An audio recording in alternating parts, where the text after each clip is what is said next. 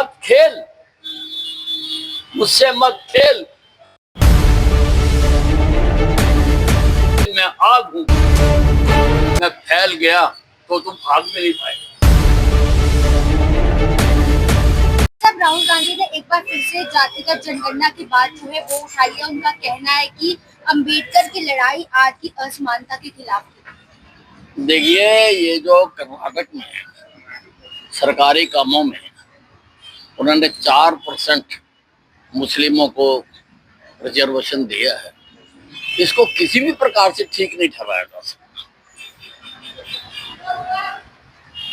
मुस्लिमों ने तो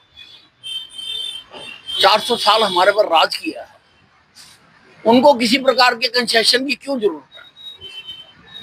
और इस प्रकार से कांग्रेस ने समाज को फाड़ने के लिए दूध में दही डाल दिया कि ये फट जाए, और ये कांग्रेस के चरित्र में है। कांग्रेस ने पहले भी 1947 में अपनी इसी सोच के कारण बंटवारा करवाया, जमीन का बंटवारा तो करा दिया, लेकिन लोग अपने पास रख लिए। अब इनकी कोई साजिश चल रही है कि देश को एक बार फिर बांटना चाहते हैं, इसलिए इस प्रकार के ये काम करते रहते हैं। ये बहुत निंदनीय है और हर राष्ट्र व्यक्ति को इसकी निंदा करनी चाहिए। ये बहुत गलत इन्होंने प्रयास किया है देश को दोबारा फाड़ने का। तो जो है 5.5 महीने पूरे हो चुके हैं, लेकिन अभी तक कांग्रेस जो है वो ना अपना संगठन बना पाई है और ना ही नेता प्रतिपक्ष। ये कांग्रेस का शीर्ष नेतृत्व निर्णय करने में बिल्कुल अक्षम साबित हो रहा है। उनके दिमाग का कनस्तर खाली हो चुका हुआ है, इसीलिए 5.5 महीने में भी वो नेता प्रतिपक्ष का फैसला नहीं कर पाए। ये तो लोगों ने बनाना नहीं था, लेकिन किसी भी कारण से अगर इनकी मेजोरिटी आ जाती तो ये तो 5.5 महीने तक मुख्यमंत्री का फैसला भी न कर पाते और सरकार चल ना पाती। तो लोगों को पता था, इसीलिए लोगों ने इनको विपक्ष में भेजा।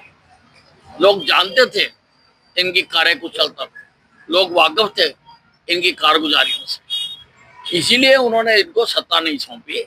और विपक्ष में और प्रजातंत्र में दोनों पक्ष इंपॉर्टेंट होते हैं, सत्ता पक्ष भी और विपक्ष भी। लेकिन हमारे प्रदेश का दुर्भाग्य ये है कि हमारी ये जो कांग्रेस पार्टी है, जब ये सत्ता में थी तब भी ये अपना दायित्व नहीं निभा पाए। अब ये विपक्ष में है, अब भी अपना पूरा दायित्व नहीं निभा पा रहे। जबकि इसके उलट जब हम विपक्ष में थे, हमने विपक्ष की पूरी भूमिका अदा की, और अब जब हम सत्ता पक्ष में हैं, हम सत्ता के दायित्वों को प्राथमिकता के आधार पर हम निभाने का काम करते हैं। मजबूती बढ़ाने में लगी हुई है, मनीष सिसोदिया को प्रभारी बनाया गया, इसके अलावा और भी देखो, पंजाब में अब आम आदमी पार्टी की सरकार चाहे जो कुछ मर्जी करते हैं, अब पंजाब में आकर केजरीवाल जी बैठ गए। इनका तो पैर ही ऐसा है, जहां जहां पांव पड़े संतन के वहीं वहीं बंटा था। इन्होंने दिल्ली का बंटादार कर दिया, बड़ी बनाई अपनी सरकार को, अपनी सोच और अपनी गलत नीतियों के कारण। इसी कारण से सारे देश में जहां जहां पर्दे लड़े हैं, लोगों ने इनको उखाड़ कर फेंक दिया।